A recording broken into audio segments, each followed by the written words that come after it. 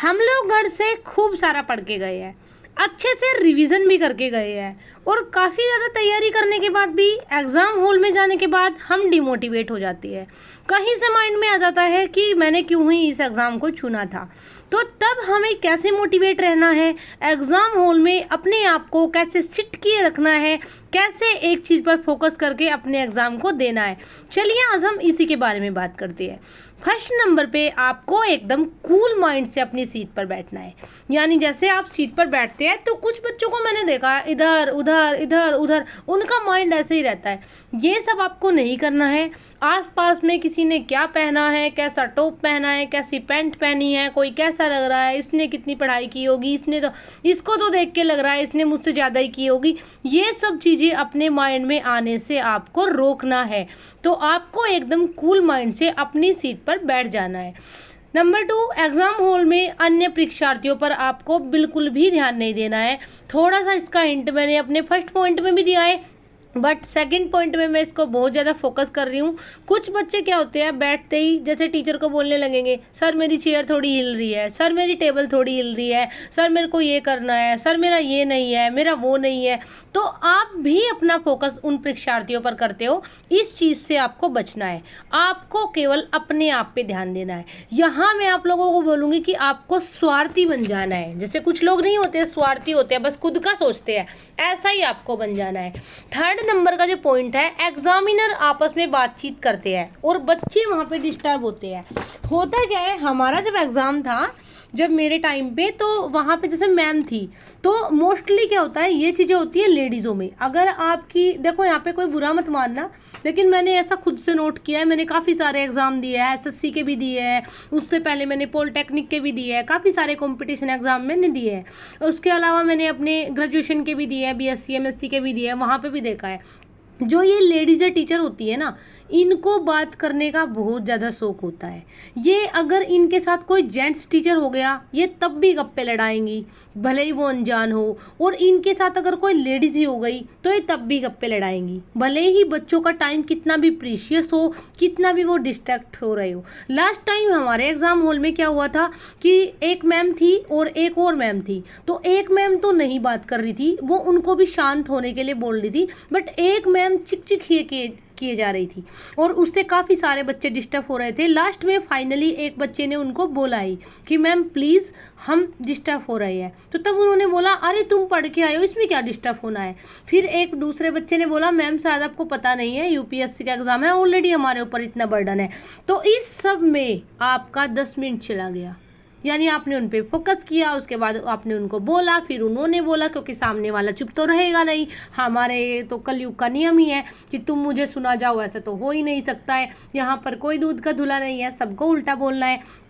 तो यहाँ पे आप लोगों को एक चीज़ ध्यान में रखनी है कि आपको किसी भी आर्ग्यूमेंट में जाने से बचना है, और अगर किसी और का आर्ग्यूमेंट हो रहा है तो भी आपको ध्यान नहीं देना है। नंबर 4 जो है, एक बार पूरा का पूरा क्वेश्चन पेपर आप अच्छे से चेक कर ले।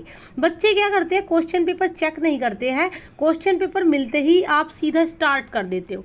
इससे क्या होता है, बीच में कुछ क्वेश्चन कभी कभी मिस प्रिंट आ जाते हैं, तो बाद में आप बोलोगे, एक बार आपने उसमें रोल नंबर भर दिया, अपना नाम भर दिया, और उसके बाद आपने बोला कि जाके कि सर मेरे एग्ज़ाम पेपर में ये चीज़ है, तो आपकी कोई पूरी नहीं करेगा, कोई आपकी नहीं सुनेगा, भले ही आप रो रो के मर जाए। उसके बाद आपको ध्यान देना है यहाँ पर कि आपको पूरा का पूरा क्वेश्चन पेपर अच्छे से चेक कर लेना है। 5 नंबर का जो पॉइंट है, पानी की कमी आपको अपनी बॉडी में नहीं होने देनी है। और इस बार तो एग्ज़ाम हॉल में एग्ज़ाम के टाइम आई थिंक और ज़्यादा गर्मी होगी, क्योंकि इस बार टेम्परेचर हमारा बढ़ा हुआ है। दिल्ली एनसीआर के बच्चों को स्पेशली बोल रही हूँ।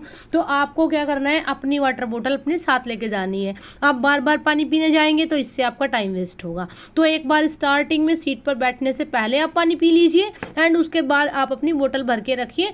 थोड़ा सा भी आपको लगे गला सूख रहा है, क्योंकि होती है ये चीज़ें, जब आप एग्ज़ाम हॉल में बैठ के पेपर देते हो ना, होती है ये सारी चीज़ें। मैंने खुद ने फील की है, चाहे भले ही हमें प्यास ना लग रही हो फिर भी कहीं से गला सूखता रहेगा, कुछ और दिक्कत हो जाएगी, पेट गुड़गुड़ करने लगेगा। तो इन सब से बचने के लिए आपको अपनी पानी की बोतल अपने पास रखनी है। 6 नंबर का जो पॉइंट है, मॉर्निंग में आपको कोशिश करना है जल्दी उठना, और ये आप तभी कर पाएंगे जब आप पहले दिन अच्छे से सोए हो। यानी आप पहले दिन इवनिंग से ही आपको टाइम से सो जाना है और उसके बाद मॉर्निंग में आपको जल्दी उठना है, उठ के मेडिटेशन करके एग्जाम देने जाना है। अब यहाँ पे कुछ लोगों को इशू होगा, इतनी जल्दबाजी में भी मेडिटेशन। हाँ जी, अगर आप मेडिटेशन करके जाएंगे तो आप कूल रहेंगे। वो दिन आपके लिए पूरे साल के बराबर है। यानी उस दिन आपकी थोड़ी सी मिस्टेक हुई, और एक बार बताऊं, आपने अपना 100% दिया, आपने ये सारी चीज़ें की, उसके बाद भी आपका क्लियर नहीं हुआ, अंदर से संतुष्टि रहती है कि मेरी तरफ से गलती नहीं हुई। बट आपकी हड़बड़ी में आप डिमोटिवेट हो गए, आप वहाँ पे डिहाइड्रेशन आपको हो गया, आपको वोमिटिंग हो गई, आपको पेट में दर्द हो गया, उस चीज़ से आपको बहुत बुरा लगेगा कि मेरी एक छोटी सी मिस्टेक से हो सकता था मैं क्लियर कर सकता था। 7 नंबर पे आपको अपने ऊपर भरोसा रखना है। कुछ बच्चे वहाँ जाके ही डिसमिस हो जाते हैं, अरे मैं करूँगा नहीं, दूसरों को देखना, दूसरा गोला भर रहा हो ना, उसको देख के वो डिमोटिवेट हो जाएंगे, जबकि आपको ये पता भी नहीं कि वो गोला सही भर भी रहा है या गलत भर रहा है। तो आपको डिमोटिवेट बिल्कुल भी नहीं होना है। 8 नंबर का जो पॉइंट है, नर्वस होने पर 1 सेकंड रुककर आपको लंबी सांस लेनी है।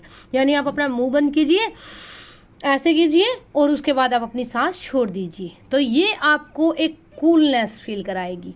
9 नंबर का पॉइंट, एग्जाम हॉल में जाने से पहले वॉशरूम जाकर ठंडे पानी से अपना फेस धो लेना है, क्योंकि बहुत ज़्यादा गर्मी पड़ रही है। हर साल एग्जाम इन्हीं दिनों होता है, तो हम लोग काफ़ी ज़्यादा फ्रस्ट्रेट रहते हैं। तो एग्जाम हॉल में जाने से पहले ना सब बच्चे वॉशरूम जाए, ठंडे पानी से अपने फेस को धोए अच्छे से, जो भी आप अपना क्लीन हैंकी लेके गए हो उससे आप फेस को क्लीन करें, और देन हाथ को अच्छे से पोंछ के, आपके हाथ गीले ना हो, आपकी पेपर शीट खराब ना हो जाए, इस चीज़ का स्पेशली ध्यान रखें।